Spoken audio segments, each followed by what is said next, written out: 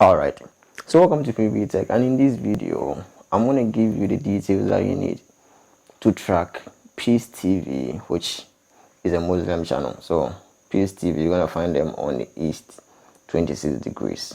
So this is the satellite that you need. This is the exact satellite, but you can select any satellite for that, and then you add the TP that will be on your screen.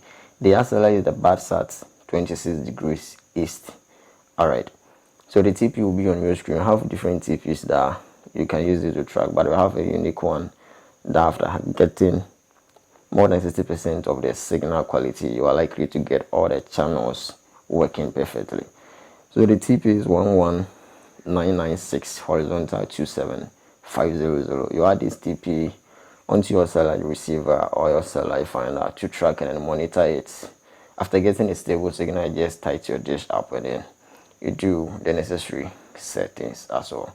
Alright, so with the dish size, you can use a dish ranging from 50 centimeters upwards. Any smaller dish will actually let you get a stable signal with the Peace TV.